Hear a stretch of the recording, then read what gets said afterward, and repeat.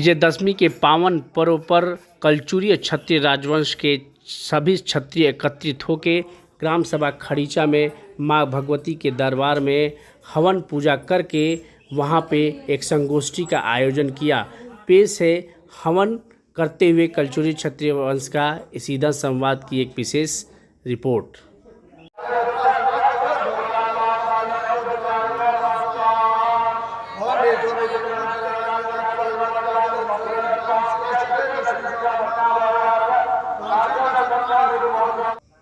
कलचुरी क्षत्रिय वर्ग के सभी गांव के राजपूत इकट्ठे होकर यह सभा में कहा कि हमें कलचुरी क्षत्रिय के गरीब और तबके लोगों की एक साथ मिलकर मदद करना चाहिए और समाज में उनको आगे लाना चाहिए। हमारा समाज अभी बहुत पीछे है।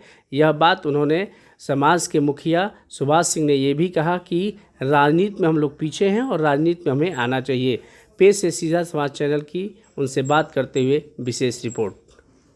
में हम लोग मौजूद हैं बलिया जनपद के खड़ीचा ग्राम सभा में, जहां पे कलचुरी राजवंश की भव्य माता रानी का मंदिर है, जहां पे आज विजयदशमी के शुभ अवसर पर यहां पे एक धार्मिक अनुष्ठान का कार्यक्रम हुआ था और एक यहां पे पूरे राजवंशों को इकट्ठा करके क्षत्रियों को, जो कलचुरी राजवंश के जितने भी गाँव के क्षत्रिय इकट्ठा करके कार्यक्रम का आयोजन किए हैं।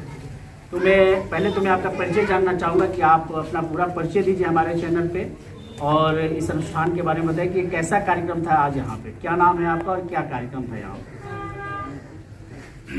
मेरा नाम सुभाष सिंह है। कलचुरी क्षत्रिय राजवंश का यहाँ बहुत बड़ा 50 गाँव में लगभग लोग रहते हैं और एक परिपाटी चली आ रही है, तो उसमें मुझे मुखिया चुना गया है। पगड़ी दी जाती है कलचुरी। हर विजयदशमी के दिन यहाँ एक बैठक होती है। तो हमारी गढ़ की देवी है, पहले जो हमारा राजवंश था उसका गढ़ होता था श्री तो ये कुल देवी हम लोगों की है, इसलिए यहाँ पे विजयदशमी के दिन एक बैठक होती है जिसमें लगभग 50 गाँव के लोग आते हैं। हम लोग पूजा अर्चना करने के बाद एक हवन होता है, उसके बाद एक बिरादरी की बैठक होती है, उसमें विभिन्न पहलुओं पर पहुँचा।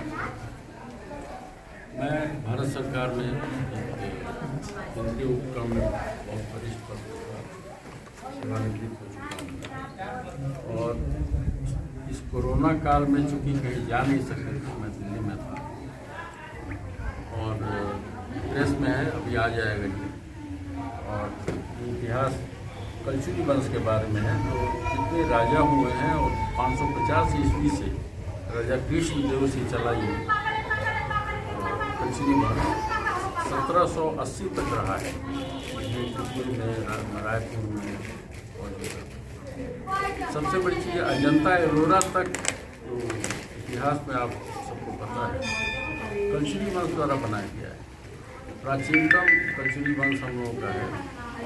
सहस्त्रबाहु अर्जुन का महापुराण में भी है, उसमें एक वीर एक कुएं हैं जिनकी उत्पत्ति मानी जाती है कि भगवान विष्णु और लक्ष्मी के अंश से एक वीर हुए, तो वहीं से बनता है।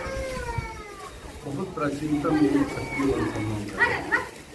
समस्याएँ बहुत है जिले में, यहाँ 50 गाँव हैं, हर गाँव में बहुत अच्छी संख्या हम लोगों की है, लेकिन बहुत गरीब परिवार है।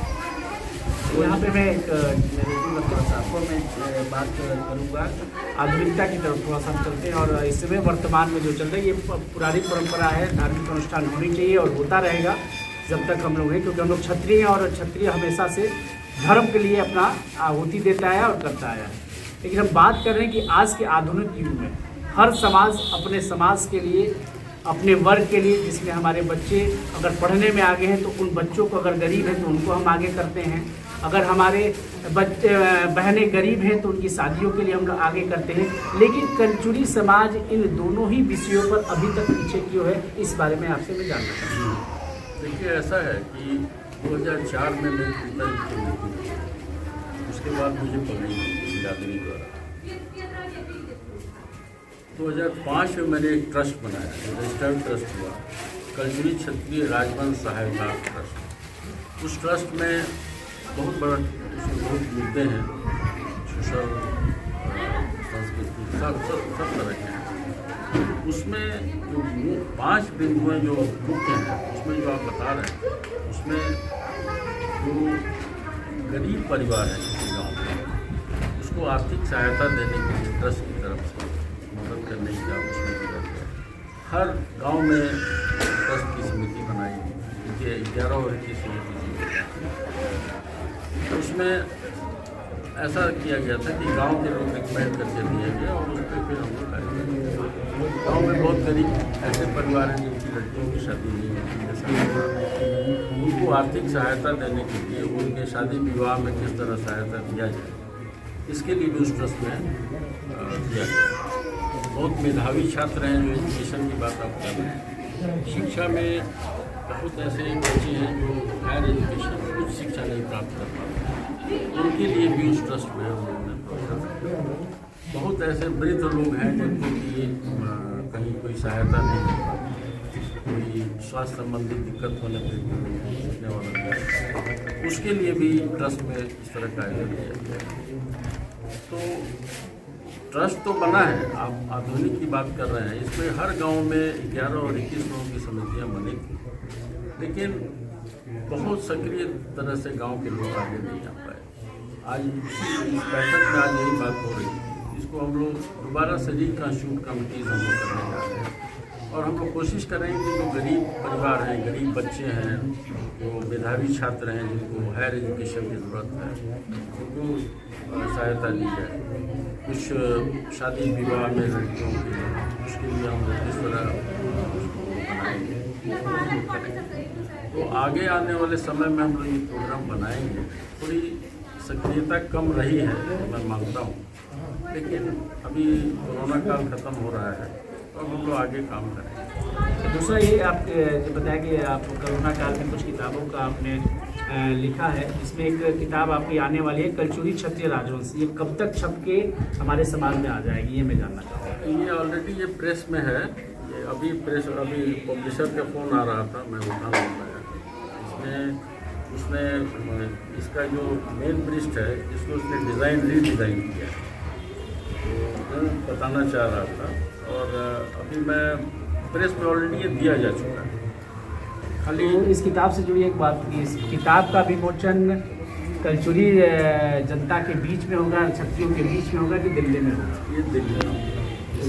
इसका हरिवंश बाबू जो राज्यसभा के स्पीकर हैं उनसे बात हुई है, तो वो थोड़ा पत्रकारिता से भी जुड़े हुए हैं, डिप्टी स्पीकर राज्यसभा के। उन्होंने कहा था कि मैं चाहूँगा भाई साहब परिचय दिया, तो उनसे करेंगे और वहाँ या तो इंडिया इंटरनेशनल सेंटर में करेंगे या कॉन्स्टिट्यूशन क्लब में करेंगे, और 2-3 महीने के अंदर ही मेरा ख्याल हो जाएगा। उसके बाद ये हर जगह वितरण किया जाएगा, उसी समय कमेटीज भी बनेंगी। तो मेरा आखिरी प्रश्न आपसे ये है, आने वाले समय में कलचुरी क्षत्रिय राजवंश जो कमेटी जो भी आपके ट्रस्ट हैं, वो कलचुरी क्षत्रियों के लिए क्या कुछ नया करने वाला है और क्या कुछ नया होने वाला है कलचुरी क्षत्रियों आपके ट्रस्ट के द्वारा?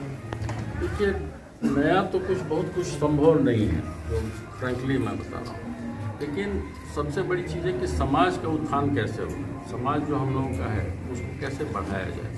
मान लीजिए कोई गरीबी सीमा से बहुत नीचे है, उसको कैसे एट पार लाया जाए।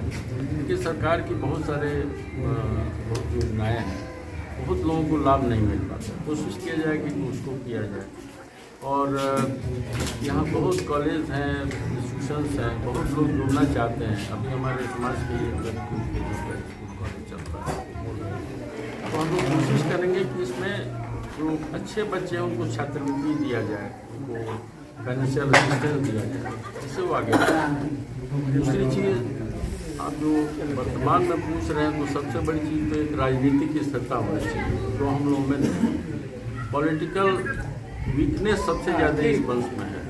कोई यहाँ का हमारे पहले के हमारे बाबा थे ठाकुर मानदाता सिंह, वो 2 बार विधायक हुए। कामता सिंह थे हम लोग के कलचुरी वंश के, तो विधायक में तो 2 ही लोग रहे हैं और तो कोई बन नहीं पाए। वो राजनीतिक क्षेत्र में तो बढ़ने की ज़रूरत है, वो मैं समझता हूँ, लेकिन ये समाज के ट्रस्ट से नहीं हो सकता है, क्योंकि ट्रस्ट राजनीति के नहीं।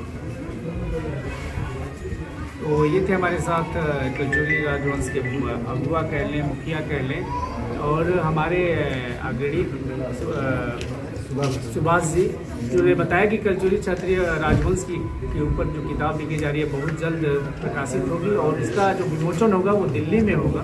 लेकिन वो किताब हर कलचुरी जितने भी गांव हैं सबके पास वो पहुंचाई जाएगी।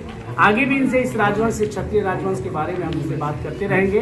तब तक के लिए इस विजयदशमी के मौके पे सीधा संवाद चैनल की तरफ से सभी जनता को शुभकामना संदेश, और मैं आगे भी सबके साथ जुड़ा रहूंगा। तब तक के लिए मैं वेद प्रकाश सिंह, सीधा संवाद।